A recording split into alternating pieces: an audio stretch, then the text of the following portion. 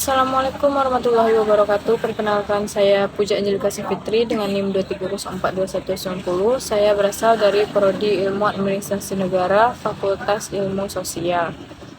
Pada kesempatan kali ini, saya akan menjelaskan terkait materi konsep negara, pemerintahan dan ekonomi, dan dasar konstitusi sistem ekonomi Indonesia, serta pemerintah dan kesejahteraan masyarakat. Yang pertama yang akan saya bahas yaitu terkait konsep negara, pemerintah, dan ekonomi publik. Yang pertama, negara. Negara merupakan suatu organisasi dalam suatu wilayah yang memiliki kekuasaan tertinggi yang sah dan ditaati oleh rakyat. Negara juga menetapkan cara-cara dan batas-batas sampai di mana kekuasaan dapat digunakan dalam kehidupan bersama, agar tidak terjadi penyelewengan dalam kekuasaan. Tugas negara yaitu satu, mengendalikan dan mengatur gejala-gejala kekuasaan yang asosial, yaitu yang bertentangan satu sama lain agar tidak membahayakan. Yang kedua, mengorganisir dan mengintegrasikan kegiatan manusia dan golongan ke arah tercapainya tujuan-tujuan masyarakat seluruhnya. Yang kedua, terkait pemerintahan. Pemerintah merupakan organisasi yang dibentuk untuk melaksanakan kewenangan dan memiliki kekuasaan atas mereka yang hidup bermasyarakat dan menyelenggarakan pelayanan dan pendanaannya. Pemerintah merupakan sistem yang menjalankan wewenang dan mengatur kehidupan sosial, ekonomi, dan politik di suatu negara. Peran pemerintah ada tiga, yaitu sebagai pengatur. Sebagai pengatur, pemerintah mempunyai peran penting sebagai pengatur perekonomian, dan sebagai pengatur, pemerintah bertanggung jawab untuk mengatur perekonomian negara guna menciptakan stabilitas ekonomi dan mencegah kerugian pada masyarakat. Yang kedua, sebagai produsen. Sebagai produsen, merujuk pada kegiatan yang berkaitan dengan produksi barang dan jasa oleh pemerintah untuk pemenuhan kebutuhan masyarakat seperti infrastruktur, layanan kesehatan, pendidikan, dan lainnya. Yang ketiga, sebagai konsumen. Ketika pemerintah bertindak sebagai konsumen, yaitu dengan mengalokasikan anggaran untuk menyediakan berbagai sarana seperti pembangunan jembatan, jalan, taman, dan lainnya. Yang ketiga, saya akan membahas tentang ekonomi publik.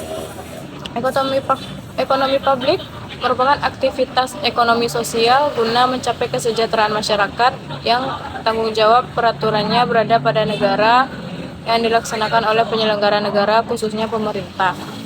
Ruang lingkup ekonomi publik yaitu satu, permasalahan ekonomi pemerintahan itu sendiri.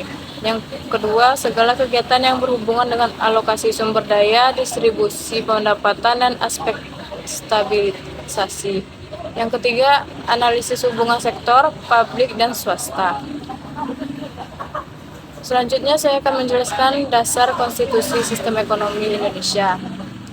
Yang pertama terdapat dalam Pancasila, yaitu manusia, makhluk individu, dan sosial. Yang kedua pada Undang-Undang tahun 1945 sampai dengan pasal 33, membahas tentang perekonomian atas asas-asas kebersamaan dan kekeluargaan. Cabang produksi yang penting dikuasai oleh negara. Bumi, air, kekayaan alam dikuasai negara untuk kemakmuran rakyat. Perekonomian nasional berdasarkan demokrasi, ekonomi, dan prinsip-prinsip dan menjaga keseimbangan kemajuan serta kesatuan ekonomi nasional. Pada pasal 23 menjelaskan tentang APBN, pajak, mata uang, serta keuangan negara. Pada pasal 27 membahas tentang hak-hak rakyat untuk pekerjaan dan penghidupan yang layak. Pada pasal 34 tentang kewajiban negara terhadap fakir miskin dan anak-anak terlantar. Dan terdapat juga pada Undang-Undang Nomor 25 Tahun 2004 yaitu tentang sistem perencanaan pembangunan nasional. Terakhir saya akan membahas tentang pemerintah dan kesejahteraan masyarakat. Yang pertama, pemerintah bertindak sebagai penyedia barang publik, mengatur pendapatan dan pengeluaran, serta menyediakan jaminan sosial dan asuransi kepada masyarakat. Ekonomi publik menganalisis peran pemerintah dalam kebijakan alokasi sumber daya, distribusi pendapatan, dan kesejahteraan rakyat.